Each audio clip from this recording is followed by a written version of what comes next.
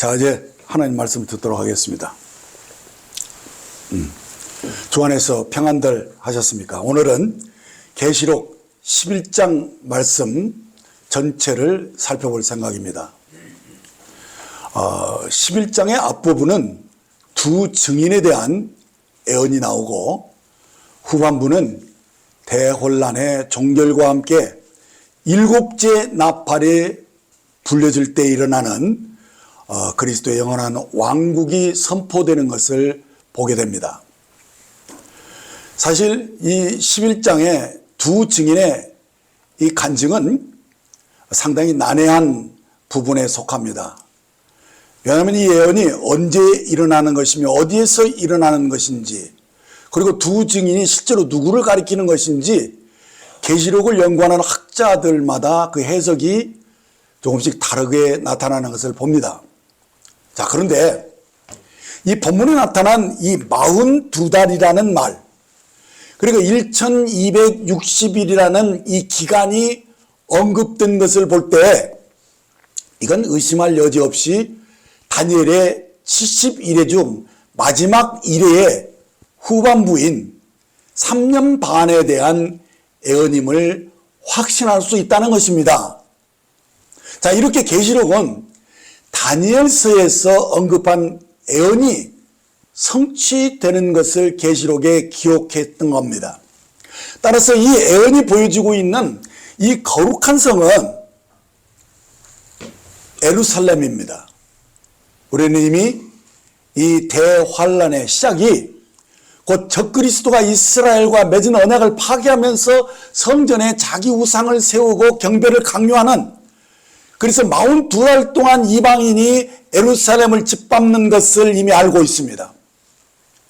바로 이 시기에 두 증인이 나타나서 굵은 베옷을 입고 두 감람나무요 두 등대로 나타나서 저들에게 회개를 촉구하고 있는 것입니다. 자, 이런 배경으로 오늘 말씀을 살펴보면 이 구절은 결코 난해한 구절이라고 볼 수가 없습니다. 자, 그렇다면 이제 본문을 낱낱이 살펴보겠습니다. 11장 1절로 2절부터 보면, 또 내게 지팡이 같은 갈대를 주며 말하기를, 일어나서 하나님의 성전과 제단과 그 안에서 경배하는 자들을 측량하되 성전 바깥마당은 측량하지 말고 그냥 두라. 이것은 이방인에게 주었은즉 그들이 거룩한 성을 42달 동안 짓밟으리라 라고 말씀합니다. 자, 여기서 거룩한 성은 아까도 말했지만 예루살렘입니다. 근데 이 예루살렘이 어떻게 되느냐? 이방인들에게 짓밟힌다는 것이 예언되어 있음을 봅니다. 자, 이건 하나님의 거룩한 성을 이방인들이 짓밟도록 하나님이 허락했다는 뜻입니다. 자, 그런데 여기서 무엇을 지시하고 있느냐? 지팡이 같은 갈대로 하나님의 성전과 제단과 특별히 그 안에서 경배하는 자들을 측량하라, 계수하라, 이렇게 말씀하고 있는 겁니다. 그런데 성전 바깥마당은 측량하지 말라, 이렇게 말씀하고 있습니다. 자, 그 이유가 무엇인지를 우리들이 살펴볼 필요가 있습니다. 여기서 지팡이는 징벌을 의미하는데, 갈대 같은 지팡이로 측량하라, 이렇게 말하고 있어요. 근데 왜 이 명령을 하셨냐면, 본래 이 하나님의 성전이 지어지는 곳에 그것은 거룩한 땅으로 삼아야 되는데, 이 거룩한 땅을 삼기 위해서는 미리 정확하게 측량을 이렇게 하게 되어 있습니다. 그래서 그 지역을 거룩하게 보존하기 위해서 성전을 짓기 전에 측량을 하는 것인데, 그런데 1절에서 성전과 제단은 뭘 가리키느냐? 지금 지성소 앞에 있는 분향단을 가리키는 거예요. 그리고 2절에서의 성전은 바깥마당을 이렇게 구별을 해 놓은 것을 보게 되면, 이 바깥마당은 뭐냐? 땅 위에 있는 것으로서 땅에 속한 예루살렘을 가리키는 것입니다. 그러므로 1절의 이 성전은 의심할 여지 없이 이것은 하늘에 있는 성전을 가리키는 것입니다. 시작 성경에 이 성전을 헬라어로 기록한 것이 두 종류로 나옵니다. 히에론과 라오스 이 두 단어를 사용하는데, 히에론은 보이는 성전 건물을 가리킬 때 말하고, 이 라오스는 영적인 성전, 곧 하늘 성전을 가리킬 때 사용하는 것입니다. 그런데 여기서 지금 사용된 헬라어는 라오스로서 이것은 하늘 성전을 측량하는 그런 것을 말씀하는 것입니다. 그런데 이 하늘 성전을 측량한다는 것은 실제로 하나님의 그 임재가 있는 그곳에 어떤 성전이 세워지느냐, 신령과 진정으로 예배하는 교회를, 곧 영적인 성전이 세워질 것을 주님이 계획하셨다는 거예요. 그래서 그곳에서 함께 몸을 이룰 그 교회에 대한 것을 지금 여기서 암시하고 있는데, 땅의 것과 지금 구분을 하고 있는 거예요. 그래서 지금 예루살렘은 땅에 있는, 그래서 이미 이방인들에게 짓밟혀 있는 그런 상태를 얘기하는데, 그럼에도 불구하고 하늘에서 그 신령한 하나님의 임재 가운데 있는 그 교회를 주님이 건축할 계획을 같이 우리에게 계시해 주고 있는 것이죠. 그래서 이 성전 바깥마당은 측량하지 말라고 이렇게 했어요. 그것은 왜냐하면 이미 그것은 이방인들에게 넘겨줬어요. 그래서 그 3년 반, 후 3년 반 가운데 어떤 일이 일어나느냐, 바로 적그리스도가 바로 이 성전에 자기의 미운 우상을 세워서 경배를 강요하는 그런 핍박이 시작되면서 대환란이 시작되는 것을 지금 그 배경으로 가지고 그 즈음에서 지금 두 증인이 나타나서 이스라엘 향해서 지금 회개를 촉구하는 그런 배경으로 이 말씀을 보셔야 합니다. 자, 이어지는 본문 3, 4절을 보겠습니다. 내가 나의 두 증인에게 권세를 주리니 그들이 굵은 베옷을 입고 1260일을 예언하리라. 그들은 이 땅에 주 앞에 서 있는 두 감람나무와 두 등대니라고 말씀하고 있습니다. 여기서 이 두 증인의 사역을 많은 사람들이 해석을 어려워하고 있어요. 그래서 이 두 증인이 누구냐 하면서 의견들이 분분해요. 어떤 이는 모세와 엘리야의 정신을 계승한 하나님의 종을 가리킨다, 이렇게 말하는 학자도 있고, 또 이 두 증인은 이 신약교회의 어떤 표상으로 우리에게 제시한 것이 아닌가, 이렇게 말들을 하고 있지만은 사실은 앞에서 이미 말씀드린 것처럼 이것은 그 무대가 바로 예루살렘이고, 지금 대환란이 이미 시작된 그 시점에서 그 새로 지어진 성전에 우상이 들어서는 이런 것들을 이미 암시하고 있기 때문에, 그렇게 이것을 이렇게 상징적이거나 하는 영적인 것으로 해석을 하려는 것은 무리가 되는 것입니다. 그래서 여기서 영적인 교훈을 얻으려는 시도는 탓할 수 없지만은 영적으로 무리하게 해석해서는 안 됩니다. 계시록의 연구는 오히려 다니엘에서 예언한 것과 그 다음에 마태복음 24장이나 그 복음서에서 예수님이 친히 마지막 때에 대해서 예언한 그것과 일치되어야만 하는 것이기 때문에 무리하게 해석을 하는 것은 옳지 않습니다. 그래서 이 두 증인의 사역은 이미 그가 언제 이 사역을 시작할 것이며 장소가 어디며 이런 것들이 다 나와 있다고 이렇게 봐지기 때문에 다니엘의 70일의 후반 그 3년 반을 이미 언급했기 때문에 이 예언의 해석은 그렇게 영적으로 해서는 안 되는 것입니다. 그래서 이미 적그리스도가 이스라엘과 언약을 파기하고 자기 신상을 그 거룩한 것에 세워서 경배를 강요하는 그런 시기로서 이미 핍박이 시작되어서 이제 대환란이 이미 이제 시작된 그 즈음에서 두 증인이 나타나서 사역을 하고 있다는 사실입니다. 그리고 실제로 제가 헬라어 원문을 확인해 보니까 이 두 증인 앞에 정관사가 붙어 있어요. 그러니까 헬라어로 토아스라는 이 정관사가 딱 붙어 있기 때문에 이것은 특정 인물을 가리키는 게 아니고 실제로 특정 인물 누굽니까? 이 뒤에서 이게 나오는데 모세와 엘리야를 직접 가리키는 거예요. 왜냐하면 성경에서 모세와 엘리야는 지금도 하나님의 그 증인으로서 다시 나타날 수 있는 그런 그 사람으로 예언되어 있기 때문에 그렇습니다. 그래서 모세와 엘리야의 뭐 정신을 이어받았다는 등 이게 신약교회 뭐냐 이런 식으로 해석해서는 더 혼란스럽기만 하는 것입니다. 그래서 이 두 증인은 지금 이스라엘이 지금 핍박 속에 있을 때 그래서 굵은 베옷을 입고 나타났잖아요. 그래서 모세와 엘리야가 여기서 그들을 회개를 촉구하고 그런 모습을 분명하게 보여주고 있는 것입니다. 이어지는 5절 6절을 보면 만일 누구든지 그들을 해하고자 하면 그들의 입에서 불이 나와서 그들의 원수를 삼켜버릴 것이요 누구든지 그들을 해하고자 하면 반드시 그와 같이 죽임을 당하리라.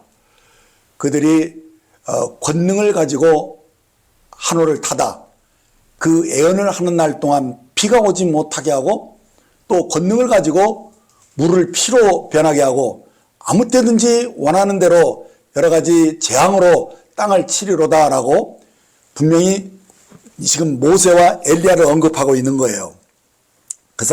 그들이 그 선지자가 행했던 이적들을 우리에게 보여주고 있죠.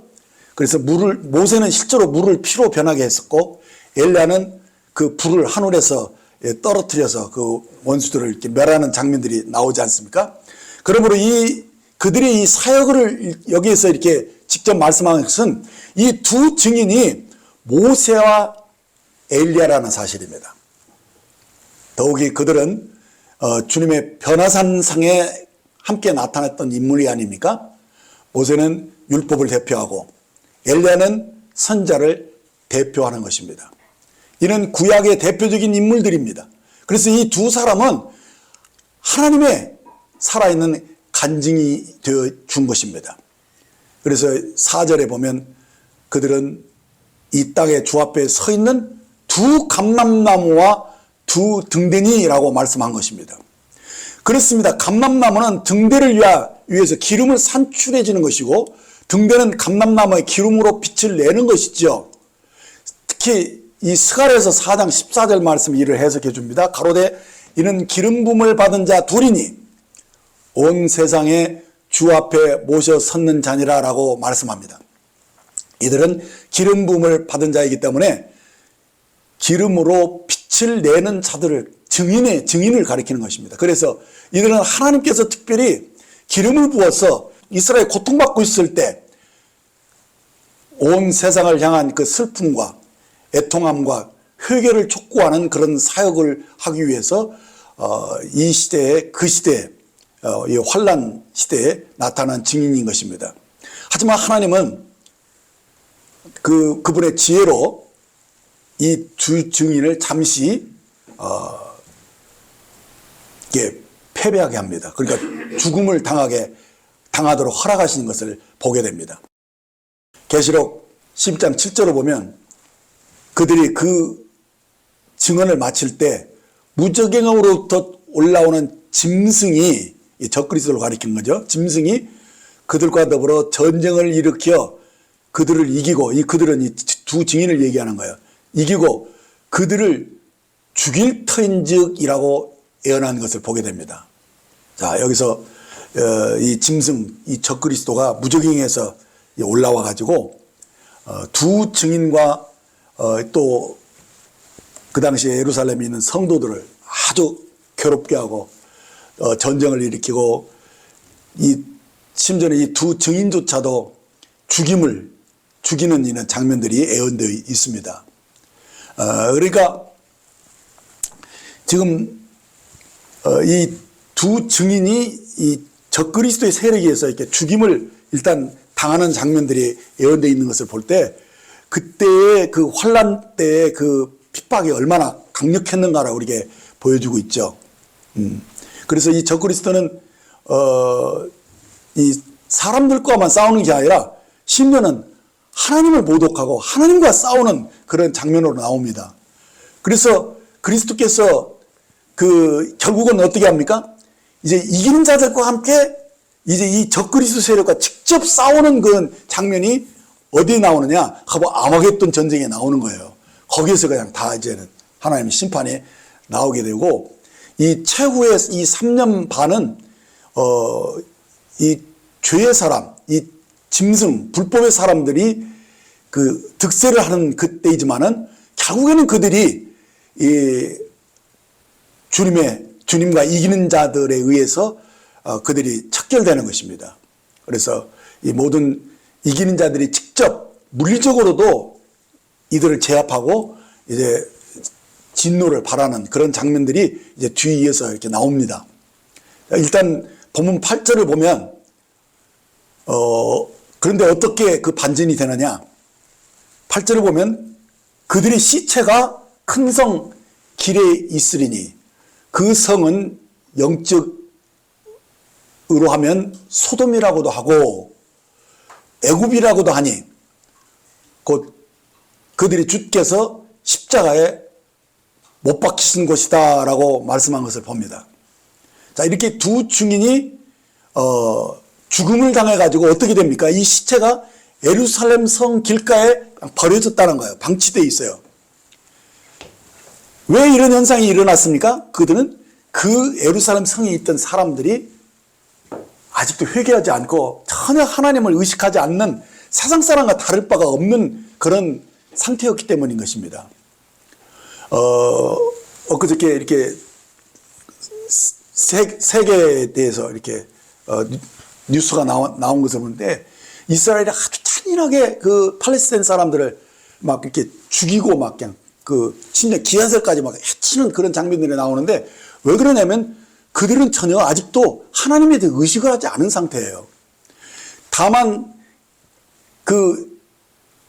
메시아닉 그리스도인들 그들만 주님을 이미 인정하고 있고 대부분이 불신자들 세상 사람들 못한 그 잔인한 자들이 지금 이 상태에 놓여 있기 때문에 그래서 여기를 뭐라고 말하냐 영적으로 소돔과 같은 것이고 그리고 애국과 같은 예루살렘이 소돔과 예루살렘으로 변화되어 있는 것들을 여기서 지금 언급하고 있는 거예요 지금요. 그래서 심지어는 뭐라고 하느냐 저들이 주님을 죽였잖아요. 그래서 이 이스라엘이 그 죄를 지금 단맛이 지금 드러내는 건데 주께서 십자가에 못 박히신 곳이다라는 것을 다시 언급하는 것을 보면 유대인들이 얼마나 강팍하고 이게 믿지 않는 상태에 있는가를 보여주는데 그래서 사실은 그 심판할 때 유대인들도 거의 다 멸해버리는 거예요. 다만 인침을 받은 14만 4천 명만 딱 건지는 것이죠. 이어지는 본문 9절 10절을 보면 백성들과 족속과 방언과 나라 중에서 사람들이 그 시체를 사흘 반 동안 보며 무덤에 장사하지 못하게 하리로다. 이 두 선지자가 땅에 사는 자들을 괴롭게 한 거로 땅에 사는 자들이 그들의 죽음을 즐거워하며 기뻐하며 서로 애물을 보내니라 하더라. 그러니까 이 두 증인이 이들이 막 죄를 지적하고 막 이렇게 회개할 걸 막 촉구하니까 강박한 사람들은 그것이 너무너무 성가시고 싫은 거예요. 그래가지고는 그 두 증인이 적그리스도 세력에 의해서 죽임을 당하잖아요. 그런데 죽었으면 이렇게 묻어줘야 되잖아요. 근데 그냥 시체를 그냥 그 예루살렘 성에 방치하고 막 널브러져 놓은 이 상태를 지금 말하고 있는 건데 이들이 이렇게 악하다는 것이죠. 그래서 회개하지 않는 거예요. 그래서 이 두 증인의 시체가 장사 지내지도 못하고 그냥 예수님이 십자가에 못 박혀서 떴던 그 성의 그 길거리에 방치된 모습을 우리에게 보여주고 있는 것입니다.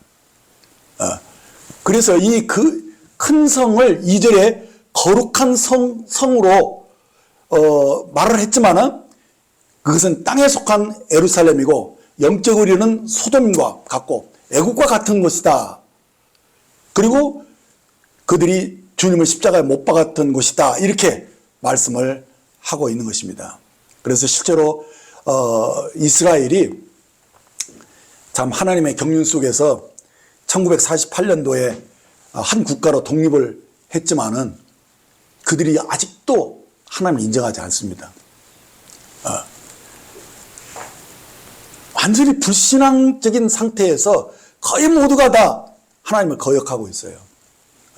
그러니까 인간만도 못한 잔인함을 오늘날 막 드러내서 그들이 굉장히 비난을 받죠. 막 비난을 받아요. 그래서 아무튼 간에 그들은 경륜 속에서 이 조상의 땅으로 귀환을 했어요. 그렇지만 그 영적인 상태는 소돔만큼이나 죄악에 관영한 상태고 애국만큼이나 세속적인 사람들로 가득했다는 것입니다. 이들이 온 이스라엘이 구원을 받게 되는 때 바로 메시아가 참 저들을 위해서 죽었다는 사실들을 막 그때 회개케 하고 이 스가랴서에서 그들이 회개해가지고 구원받는 사람들이 14만 4천 명들에 제한되어 있는 것을 보게 됩니다. 그래서 주 예수님을 구주로 믿지 않는 이 불신앙인 상태에 놓여 있음을 우리에게 적나라하게 지금 여기서 보여주고 있는 거예요. 그래서 아까 앞에서 그 이방인들이 내어준 그것은 청량하지 말라는 거예요. 그들은 이미 하나님이 다 넘겨줬다는 거예요. 그래서 적그리스 손 아래 넘겨준 상태에 있는 것을 우리들에게 보여주고, 그때는 예루살렘이 거룩한 성이라는 이름뿐이지 세속적인 예루살렘이었음을 우리에게 보여주고 있는 것입니다. 그래서 하나님은 이 다니엘서에서 이 성을 이제 완전히 진멸하는 막 이 성을 아주 그냥 멸망시키는 그런 것들이 예언이 2번 나오는 것을 보게 됩니다. 다니엘서 9장 26절 27절을 보겠습니다. 62일의 후에 기름 부음을 받은 자가 끊어져 없어질 것이며 장차 한 왕의 백성이 와서 그 성읍과 성소를 무너뜨리려니와 그의 마지막은 홍수의 휩쓸림 같을 것이며 또 끝까지 전쟁이 있으리니 황폐할 것이 작정되었습니다. 이게 26절이죠. 그리고 지금 한마디로 예루살렘 성이 이제 완전히 이렇게 멸망한다는 거예요. 그래서 황폐할 것이 작정되었습니다. 그렇게 여기서 말씀하는데 또 한 번 그 말이 나옵니다. 그가 장차 많은 사람들과 더불어 한 이래 동안 언약을 굳게 맺고, 이건 27절이죠. 그가 그 일의 절반의 제사와 애물을 금지할 것이며 또 포악하여 가정한 것이 날개를 의지하여 설 것이며 또 이미 정한 종말까지 진노가 황폐하게 하는 자에게 쏟아지리라. 이렇게, 이게 다니엘서 예언인데 여기서 26절과 27절을 이렇게 구분해놓은 그런 것은 뒤에 사람들이 이렇게 절수를 정한 것이지 실제로는 이게 떨어져 있는 것이 아니라 다 하나로, 한 예언으로 사실 보고 있었던 거예요, 사람들이. 그러니까 앞에는 주 70년에 로마 왕 타이터스가 예루살렘을 멸망시키는 것을 예언한 것인데, 사실 26절과 27절은 엄청난 간격이 벌어져 있어요. 그게 뭐냐면 이방인들이 구원받는 때죠. 교회의 그 시대인데, 그래서 27절에 다시 한번 적그리스도가 이 성전을 예루살렘 황폐학교가 성전을 회폐하는, 그래서 언약을 버리고 어기고 제사와 애물을 금지하면서 성전에 자기 우상을 세워서 경배를 강요하는 것이 한 번 더 나오는 것을 보게 되면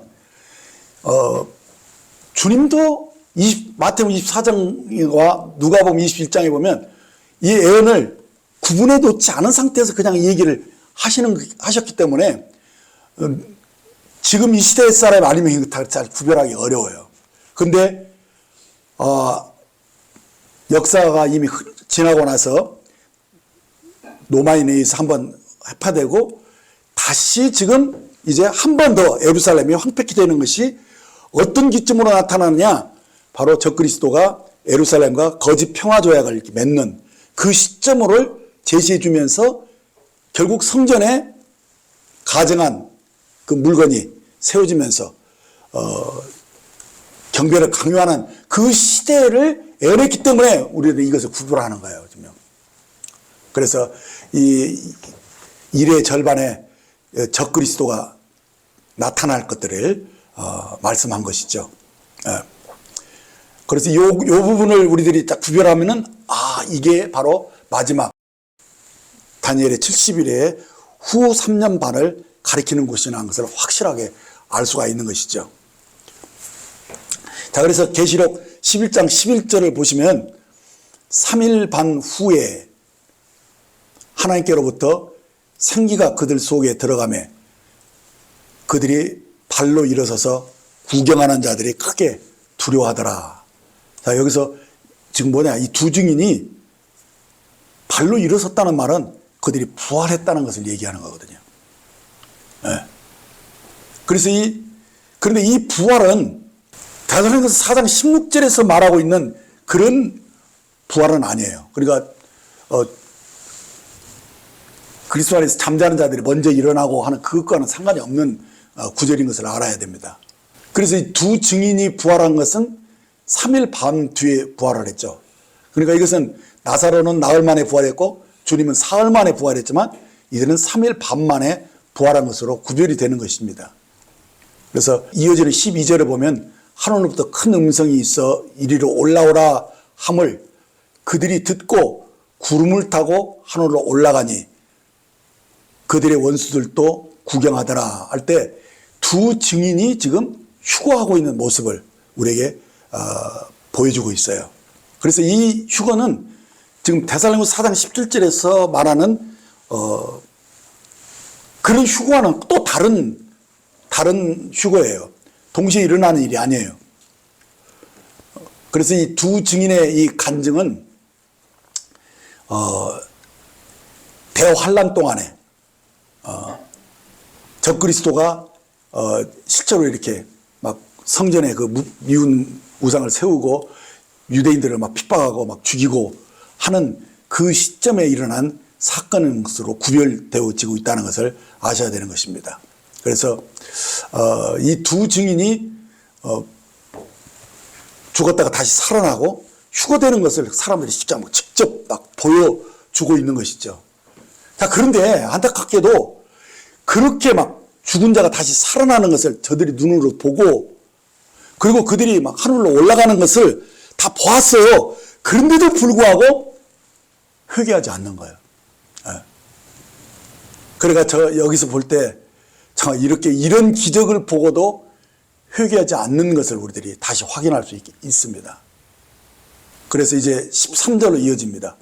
그때 큰 지진이 나서 성 10분지 1이 무너지고 지진에 죽은 사람이 7천이라 그 남은 자들이 두려워하여 영광을 하늘의 하나님께 돌리더라라고 말씀하고 있습니다. 그러니까 지금 주님이 이 땅에 이렇게 오셨을 때 큰 지진이 나는 그 직전에 땅이 10분지 1이 막 예루살렘 성이 막 무너지는 그런 엄청난 지진이 일어나고 그때 죽은 자가 7천이나 되는 그래서 남은 자들이 막 이걸 보고 막 놀라고 두려워하면서 여기서 하나님께 영광을 돌렸다라는 말이 이들이 회개했나 싶은데 제가 이 부분을 그 여러 주석들을 살펴보니까 하나님의 권능을 인정하는 것에 그쳤다 이렇게 해석을 하고 있더라고요. 그러니까 회개하지는 않은 것이고 누가 그러면 구원을 받느냐면 이미 그 환란 전에 인침을 받은 자들 그들만 구원되는 것을 성경은 다시 분명하게 말씀하고 있습니다. 그래서 이 부분은 계속 화가 지금 임한 것을 우리에게 확인시켜 주는 거예요. 그러니까 그래서 14절을 보게 되면 둘째 화는 지나갔으나 보라 셋째 화가 속히 이르는도다. 여기까지가 바로 이 11장에서 이 두 증인이 죽고 부활하는 이 장면 여기까지가 둘째 화가 지나간 것으로 말씀해 주는 것입니다. 그럼 그때 사람 3분의 1이 일시에 죽는 이 여섯째 나팔 재앙이 둘째 화라고 말씀하고 있는 것이죠. 그러니까 그 아마겟돈 그 전쟁에서 이 지구의 3분의 1이 다 죽어버린다고 그러잖아요. 그래, 거기까지가 둘째 화로 이렇게 얘기하고, 여기 이 두 증인의 사역이 끝난 11장 14절에서 둘째 화가 지나가고, 이제 마지막 셋째 화가 속히 올 것을 예고하셨다는 사실입니다. 그래서 여기 이 14절부터 18절까지에는 일곱째 납발이 나오는 거예요, 지금. 그래서 이 일곱째 납발에 대한 이 기록이 없다면은 우리는 하나님의 경륜과 그분의 역사가 어떻게 종료되고 있는지를 알 길이 없는 것입니다. 그래서 계시록 8장부터 11장까지 여기서 우리는 일곱째 나팔이 울리는 것을 보게 되고, 여기서 많은 일들이 발생하는 것을 보는 거예요. 그래서 이 나팔은 하나님의 영원한 계획을 선포해주고 있고, 앞에 이 여섯째 나팔에서는 각각 한 가지 일들만 발생을 했는데, 지금 이 일곱째 나팔이 부러지는 동안에 많은 일들이 발생을 하는데, 이 일곱째 나팔이 왜 그러냐면 최후의 나팔이기 때문인 거예요. 그래서 이 최후의 나팔이 이게 고린도전서 15장에도 나오는 나팔이거든요. 이 나팔이 불러질 때 하나님이 계획하셨던 모든 경륜이 그때 완성이 되는 거예요. 그래서 어떤 의미에서 이 마지막 나팔이 불려지는 그때까지를 계시록 11장에서 이렇게 개괄적으로 쭉 이렇게 기록을 해놓고, 이제 12장부터 22장 끝절까지는 뭐냐면은 앞에 개괄적으로 말씀했던 것을 이제 더 구체적으로 더 자세하게 설명을 해주는 거예요. 근데 그것에 대한 분별이 없었을 때는 이게 뭔가 하면서 막 혼란스럽고 이렇게 계시록이 잘 풀리지를 않아요. 그런데 일단 마지막 나팔까지를 지금 11장 이 부분에서 딱 마무리를 짓고, 이제 12장부터는 자세하게 설명을 하고 있기 때문에 그렇게 보면은 계시록이 혼란스럽지 않게 잘 풀려 나오는 것입니다. 그러니까 이 일곱째 나팔이 부러짐으로써 하나님의 경륜은 사실상 다 끝나는 것으로 이렇게 분별을 할 수가 있는 것입니다. 그래서 여기에 이제 이 일곱째 나팔이 사실은 어디까지 다 포함되냐면요, 새하늘과 새 땅까지를 다 포함한 것으로 우리가 해석하는 것이 혼란이 없게 되는 것이죠.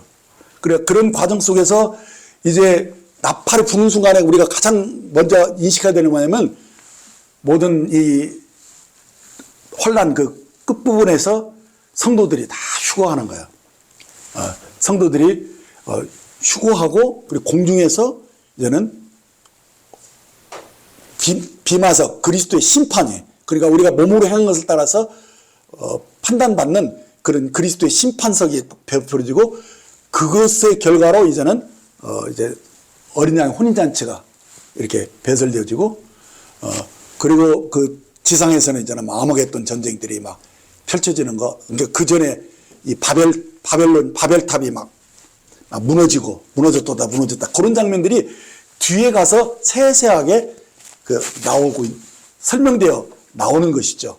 아무튼 오늘 우리들이 캐치해야 될 것은 뭐냐면 11장 이 끝절에서 모든 게 끝나는 거예요. 일단은 끝난 상태에서 이제 12장부터는 좀 더 이게 세밀하게 구체적으로 이렇게 설명이 되어 있어요. 그러니까 어떤 모습이냐면요, 창세기의 내용을 보면요, 창세기 1장에서는 창조에 대한 모든 것이 다 이렇게 개괄적으로 선포가 되어지고, 2장에 가서 특별히 사람을 어떻게 지었는가, 흙으로 코에 입김을 막 불어넣고 이렇게 하면서 심지어는 아담의 갈비뼈를 빼가지고 하와를 만드는 그런 장면들이 세세하게 자세히 설명되어 나오는 것처럼, 1장에서는 개괄적인 얘기를 하고 2장에서는 그것에 대한 구체적인 설명들이 나오는 것처럼, 계시록 1장부터 11장까지는 전체적인 하나님의 경륜들을 쭉 연결시켜서 보여주고, 12장부터는 이제 자세하게 풀어주는 그런 거예요. 그래서 일단은 계시록 여기서 하나님의 경륜이 여기서 마지막 나팔로 다 끝나는 것으로. 근데 그것이 어디까지 하느냐? 새하늘과 새 땅까지를 다 포함하고 있는 거예요.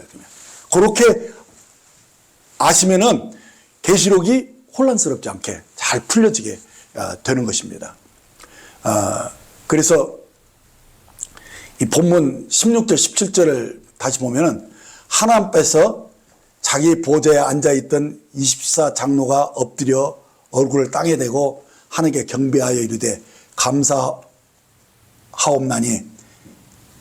애적에도 계셨고 지금도 계신 주 하나님 곧 전능하신 이여 친히 큰 권능을 잡으시고 왕노릇하시로다 이렇게 하시면서 이미 하나님의 경륜이 다 이렇게 완성되어진 상태에서 지금 하나님께 경배를 드리고 있는 장면이 나오면서 가장 결론적으로 18절 말씀을 딱 선포하는 거예요.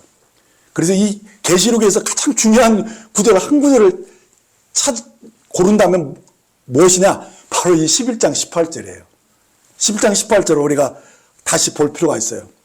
자, 이방인이 분노하며 주의 진노가 내려 죽은 자를 심판하시며 종 선지자들과 성도들과 또 작은 자들 큰 자들이 주의 이름을 경외하는 자들에게 상 주시며 또 땅을 망하게 하는 자들을 멸망시킬 때로소이다. 자, 그래서 여기서 죽은 자의 심판이 나오고 또 백보자의 심판이 이렇게 막 비슷하게 이렇게 나오는데 이 천년왕국의 이 시작되는 때가 언제냐면은 죽은 자들이 먼저 일어나서 부활을 하고 지상에서 휴거될 성도들이 이제 하나님께로 공중으로 올라가는 그것이 먼저 있어야 된다는 거예요. 그러고 나서 그러니까 마지막 나팔에 불 때 이런 장면들이 나오고 그 다음에 모든 것이 끝나는 그것으로 우리들이 살펴볼 수가 있는 것이죠. 그래서 계시록 11장의 7째 나팔이 고린도서 15장에 나와 있는 마지막 나팔인 것을 우리들이 확인할 수가 있어요. 그래서 마지막 나팔이 울릴 때 죽은 성도들이 부활하게 되고 또 살아남은 자들은 이 첫째 부활에 참여하게 됨으로써 몸이 부활이 이루어져서 공중으로 끌어올려지는 휴거가 뒤따라 일어나는 것입니다. 그러므로 그때 살아있는 대다수의 성도가 대환란 이전에 그 직전에 휴거가 된다는 사실이에요. 그래서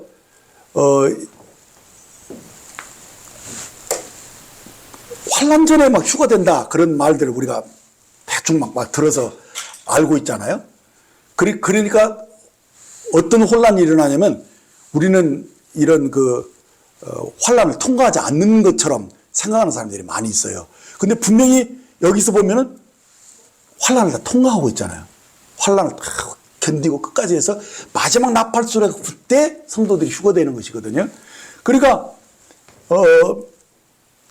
분명히 죽은 성도들이 먼저 부활하는 것이 있기 전에는 휴거가 일어나지 않는다는 거예요. 그렇죠? 그러니까 주님이 공중 오실 때 누가 먼저 일어납니까?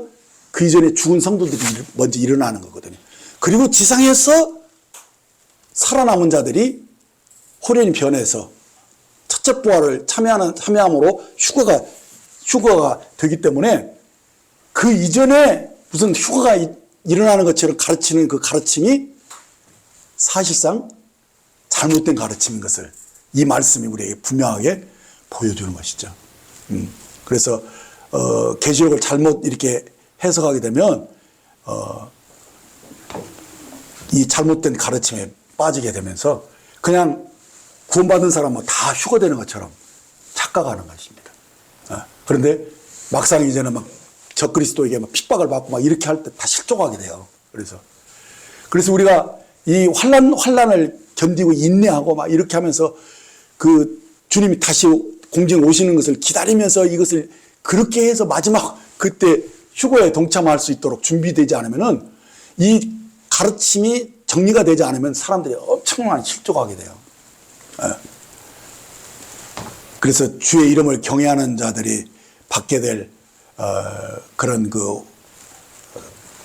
상과 또 이런 것들까지 다 이렇게 종합적으로 이렇게 인식을 하고 있어야지만이 견딜 수 있는 힘을 갖게 되는 것이거든요.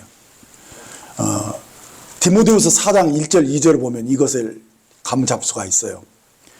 하나님 앞과 살아있는 자와 죽은 자를 심판하실 그리스도 예수 앞에서 그가 나타나실 것과 그의 나라를 두고 엄히 명하노니 너는 말씀을 전파하라.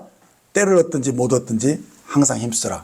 범사에 오래 참음과 가르침으로 경책하며 경계하며 권하라 라고 말씀하신 보면 그날에 우리가 이 땅에서 다가올 그의 나라를 위해서 어떻게 살아야 되는지 그것을 여러분들이 이 계시를 통해서 다 이렇게 보고 확신을 해야 되는 것이죠. 그래서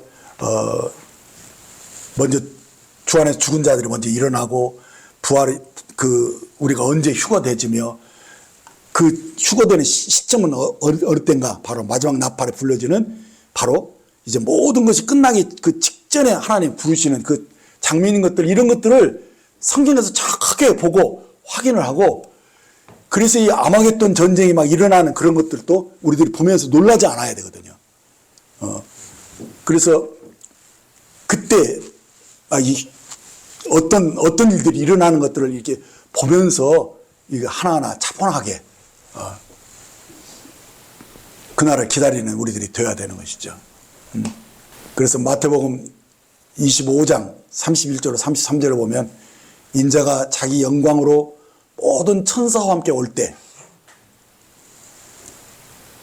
저가 영광의 보좌에 앉으리니 모든 민족을 그 앞에 모으고 각각 구분하기를 목자가 양과 염소를 구분하는 것 같이 하여 양은 그 오른편에 염소는 왼편에 두리라 하신 이 말씀을 혼란스럽게 봐서는 안 됩니다. 이 말씀은요 지금 여기서 모든 민족은 뭘 가르치냐 이제 다 이 모든 게 그냥 끝나가지고 주님이 지상에 오신 후에 지금 장면이거든요.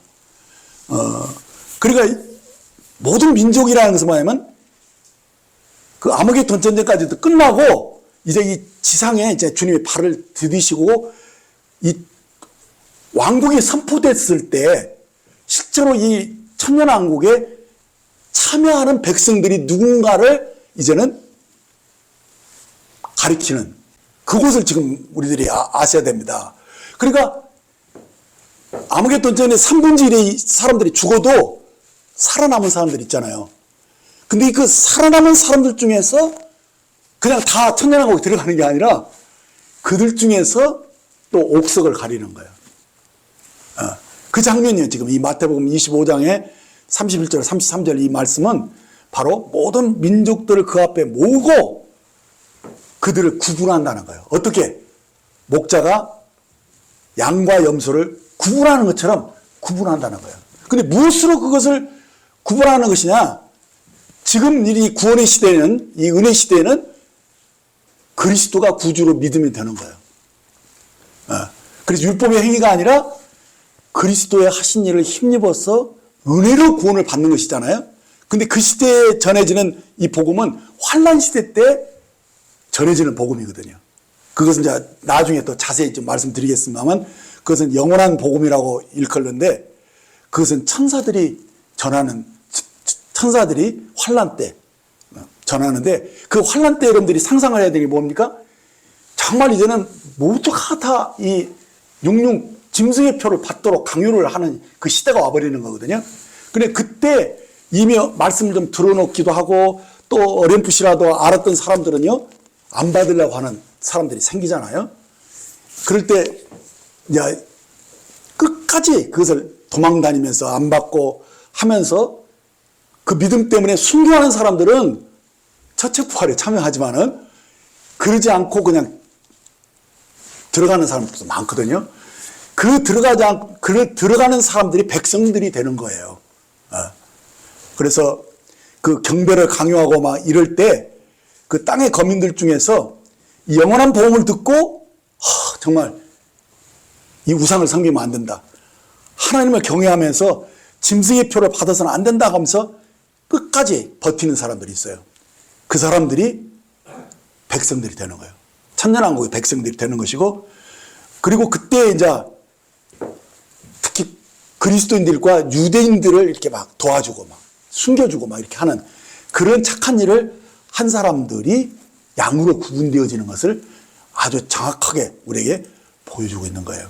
그래서 마태복음 25장 34절에 36절을 보면 그때 임금이, 지금 천년왕국 때 이미 임금이 되신 모습이거든요. 임금이 그 오른편에 있는 자들에게 이르되 내 아버지께 복을 받은 자들이여 나와 창세로부터 너희를 위하여 예비된 나라를 상속받으라. 내가 줄일 때 너희가 먹을 것을 주었고 목마를 때 마시게 하였고 나그네 되었을 때 영접하였고 헐벗었을 때 옷을 입혔고 병들었을 때 돌보았고 옥에 갇혔을 때 와서 보았느니라. 이렇게 말씀을 하니까 이 의롭게 인정된 자들이 아이고 우리가 언제 주님께 이런 일들을 했다는 말입니까? 할 때 주님이 이렇게 대답하십니다. 임금이 대답하여 이르시되 내가 진실로 너에게 이르노니 너희가 여기 내 형제 중에 지극히 작은 자 하나에게 한 것이 곧 내게 한 것이다 라고 말씀을 하시는 것입니다. 자, 이렇게 이 선한 일을 한 사람들이 양으로 구분이 돼가지고 이 천년왕국에 들어가는 장면들을 우리에게 보여준 거예요. 그래서 천년왕국의 백성들이 되어지는 것이죠. 그리고 이제 첫째 부활에 참여해서 그리스도의 신부로서 인정을 받은 사람들이 이제 그리스도와 함께 왕노릇하는 그 시대가 도래하게 되고, 그때 그 환란 중에 구원받은 유대인들은 제사장들이 되는 거예요. 그리고 끝까지 남아서 천년왕국에 들어가는. 근데 제가 이제 이것은 개인적인 얘기인데 아마겟돈 전쟁이 거기 대평원에서 벌어지잖아요. 핵으로 사람들이 다 죽는 거거든요. 그때 3분의 1이 그냥 죽어버리게 되는데 그래도 핵의 피해를 가장 안 받는 나라가 우리나라예요. 가장 멀리 있고, 그리고 또 이미 교회에서 이런 말 저런 말 많이 들어서 제대로 거듭나지 않고 신앙생활도 제대로 하지 않은 사람들도 그 프로테지로 한국 사람이 굉장히 많아요. 그러니까 참 오늘 교회가 힘없이 그냥 무기력하게 있어도 저들이 마지막 날에 그래도 천년왕국의 백성으로 포함될 사람들이 그래도 한국이 비례적으로 굉장히 많다는 거예요. 근데 세계 3분의 1이 다 죽어버리잖아요. 그쪽에서. 그래서 천년왕국에는 제 생각에는 한국인들이 주역이 되는 거예요. 이 천년왕국의 그 리더십을 가진 나라가 한국이고 이스라엘, 이 두 나라가 되어지는 건다고 이렇게 생각이 됩니다. 아무튼 이것은 뭐 성경이 없는 얘기니까 그냥 제가 추측으로 이렇게 계산해 본 생각이고 그런 것이지만은 그래도 상당히 저는 그럴 것이다라고 생각이 들어요. 그래서 한국이 마지막 때에 하나님의 정말 어떤 경륜이 있는 나라가 아닌가 그렇게 생각하면서 감사가 됩니다. 자, 이제 18절, 본문 18절에 보면, 다시 보면, 이방인들이 분노하며 주의 진노가 내려 죽은 자를 심판하며 그 종 선자들과 성도들과 또 작은 자들든지 큰 자든지 주의 이름을 경외하는 자들에게 상 주시며 또 땅을 망하게 하는 자들을 멸망시킬 때로소이다 하더라. 자, 그러니까 이것이 일곱째 나팔이 울릴 때에 일어난 모습을 우리에게 보여주는 거거든요. 근데 여기서 긍정적인 것은 주를 경외하는 자에게 상을 베푼다고 하셨고, 또 부정적인 것은 땅을 망하게 하는 자들 멸망시킨다. 이 두 가지가 극렬하게 딱 표시되어 있는 거예요. 그래서 이 적그리스도와 거짓 선자들에게 미혹을 받아서 이제 막 성도들을 괴롭히고 그리스도를 대항하는 이런 사람들이 이제 일곱째 나팔이 울릴 때 그때 그들이 멸망당하는 그런 모습들을 이 계시록 11장 18절 말씀에서 이렇게 말씀에 보여주고 있는 거예요. 그러니까 한마디로 말하면 이 계시록 17장 2절의 말씀과 일치가 되는 것이죠.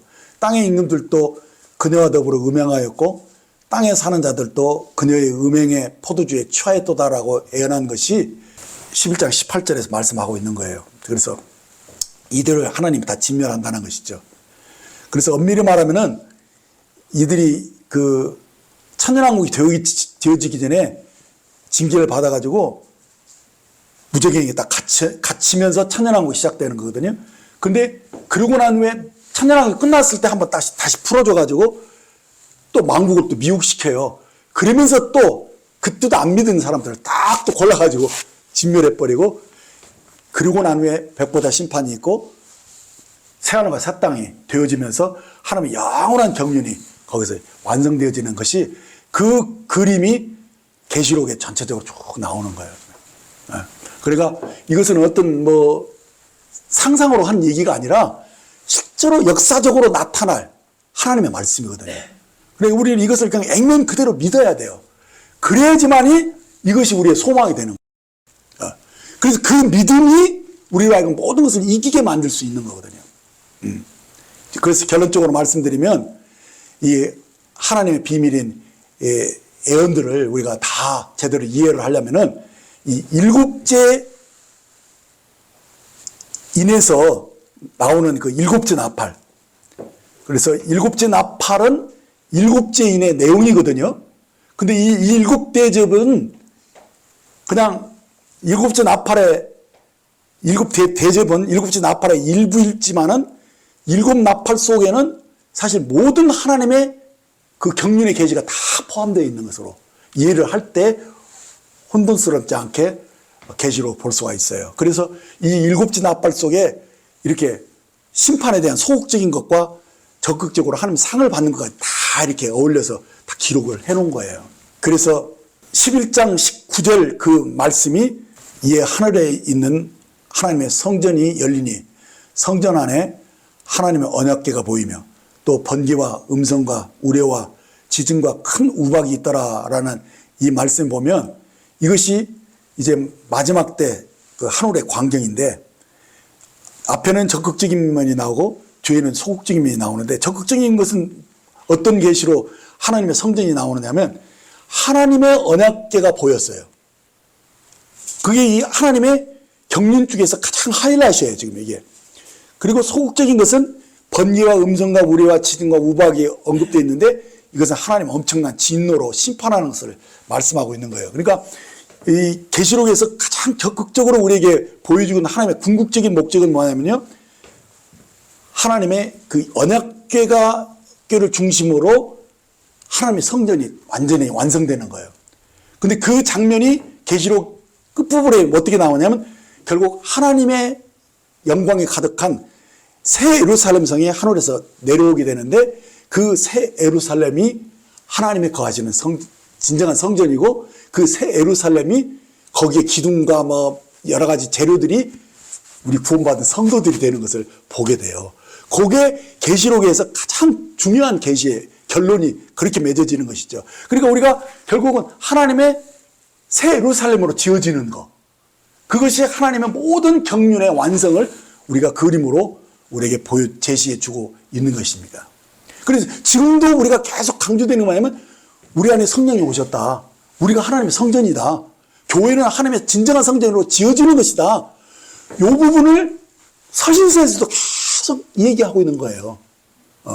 그것이 이제는 하나님의 경륜 속에서 주님이 다시 오셔서 마지막 나팔에 불 때 그때 이루어지고 결국에는 새 예루살렘 성에 새 완성되어지면서 결국은 새 하늘과 새 땅으로 영원한 나라가 계속되는 그 경륜의 그 그림이 계시록에 쫙 이렇게 나와 있는 것이죠. 그래 그것을 전체적인 여러분들이 다 파악을 하고 이렇게 보는 것이 뭐냐면 이 마지막 일곱 나팔에 대한 계시가 여러분들이 그림이 어느 정도 그려져야지만이 그 다음에 이제는 12장부터 22장까지 말씀이 그 계략적인 말씀 속에서 세세한 말씀으로 열리게 되면서 그 계시가 다 풍성해지는 것이죠. 구체화되는 것이죠.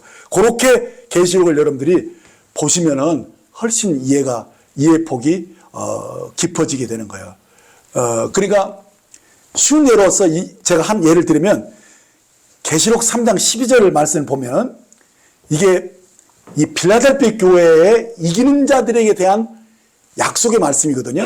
근데 이 약속의 말씀이 무엇을 얘기하고 있느냐? 바로 우리가 하나님의 성전의 기둥들이 된다는 그런 내용이에요. 한번 읽어볼게요. 이기는 자는 내 하나님의 성전의 기둥이 되게 하리니 그가 결코 다시 나가지 아니하리라. 내가 하나님의 이름과 하나님의 성 곧 하늘에서 내 하나님께로부터 내려오는 새 예루살렘의 이름과 나의 새 이름을 그 위에 기록하리라. 이 말씀이 빌라델피아 교회 이기는 자들에게 주어진 약속이에요. 그러니까 7교회 중에서 빌라델피아 교회가 가장 칭찬받은 교회잖아요. 이 칭찬받은 교회가 약속받은 이것이 결국은 뭐냐? 계시록 21장 2장에 나와 있는 새 예루살렘의 그 성의 한 일부로 우리들이 건축되는 그런 것으로 나와 있잖아요. 근데 만일에 요 구절만 보고 계시록에 있는 21장 22절에 2장에 있는 그 새 예루살렘에 대한 예언이 자세히 기록되어 있잖아요. 그것이 만일에 없었다면 이게 무슨 말이야? 전혀 이해할 수가 없다는 거예요. 그래서 계시록의 앞에 있는 말씀은 결국 계시록의 뒤에 있는 12장 이후에 있는 이 말씀들까지 다 알아야지만이 제대로 모든 것을 입체적으로 다 이해할 수 있고 그렇구나 하면서 수긍이 가고 믿어지게 되는 것이죠. 그래서 이 말씀을 우리가 모르고 깨닫지 못하면은 말씀이 마음에 간직되지를 않아요. 일단은 깨달아야지만이 깨닫고 그림이 그려져야 돼요. 그림이 그려지고 그렇구나 하고 수긍이 갈 때 그 다음에 어땠습니까? 우리가 그것이 믿어지는 거예요. 믿어지면 그것이 소망이 되는 것이죠. 나는 그렇게 될 거다. 나는 그렇게 될 줄로 믿어. 그것 때문에 우리가 참고 그것 때문에 우리가 자기를 부인하고 말씀을 붙잡고 살아가는 거거든요.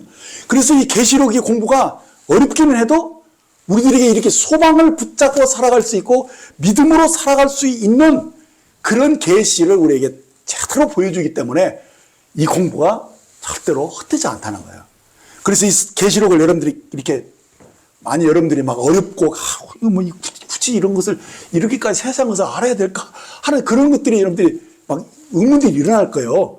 좀 쉽게 좀 말씀하고 좀 다른 말씀도 좀 하지. 계시록 강의를 계속 하니까 여러분들이 좀 힘들어하는 사람들도 있더라고요. 그렇지만은 제가 이것을 굳이 이렇게 자세하게 이렇게 풀고 공부하듯이 연구하듯이 이렇게 하는 이유가 어디 있냐면 이렇게 계시록에 대한 모든 이 예언의 하나님의 경륜에 대한 그림이 여러분들 쫙 그려지고 수긍이 가서 고개가 끄덕끄덕해지면서 맞아 이렇게 할 때 믿어지게 되는 거고요. 믿어져야지 그것이 소망으로 우리 속에서 막 역사하는 거예요. 그래 내가 천연왕국에 오면 내가 주님의 그리스도의 신부로서 내가 함께 왕노로 살 자야. 나는 그런 자이기 때문에 여기서 시시하게 살면 안 돼. 이렇게 하면서 여러분들의 마음을 스스로가 격려하고 말씀을 여러분들이 붙잡고 그렇게 인내하면서 살아갈 수 있는 그런 힘을 준다는 거예요. 오늘은 여기까지와 말씀을 줄이겠습니다. 기도하겠습니다. 하나님 아버지, 오늘 말씀을 통해서 하나님의 영원전부터 교회가신 하나님의 궁극적인 이 경륜의 비밀을 저희들에게 밝히 보여주신 것을 감사드립니다. 이제 그날에 오면 우리가 호련히 변화되어서 주님의 영광스러운 그 몸으로 구속함을 입고 첫째 부활에 참여한 자로서 그리스도의 신부로서 그리스도와 함께 왕노릇할 수 있는 그런 자로 이제 청년왕국을 맞이하게 된다는 이 놀라운 사실들을 생각하게 되면서 우리가 어떠한 자인가, 어떤 은혜를 입었는가, 이것을 주님 정말 분명하게 알게 하시고 확신 가운데 들어가며 이것이 우리의 소망이 되고 우리의 기다림이 되어서 지금 잠시 어렵고 힘들지라도 다 지나가는 것들이 아니겠습니까? 그러나 주님이 오시는 그날에 그 영광에 우리가 참여한다는 것을 우리가 굳게 믿고 이 은혜로 우리들이 모든 것을 이기며 견디며 주님 형상으로 변화되는 것을 기뻐하고 이것이 우리들의 표대가 되어서 이것이 우리들이 정말 성령으로 쫓아서 정말 그리스도를 닮아가는 사람으로 변화되어가는 그런 놀라운 과정이 되도록 축복해 주실 것을 믿고 감사를 드립니다. 주님, 우리가 이런 놀라운 믿음과 소망을 가졌는데 우리가 그리스도의 형상으로 사랑하는 자들이 되게 하셔서 이 사랑의 인격이 더 풍성해지고 그래서 많은 사람들을 감화하고 많은 사람들에게 베풀고 복음을 전하고 저들을 세우는 자로 나타날 수 있도록 도와주옵소서. 주님을 앙망합니다. 주님의 오심을 다시 기다립니다. 감사합니다. 우리 주 예수님의 이름으로 기도하였습니다. 아멘.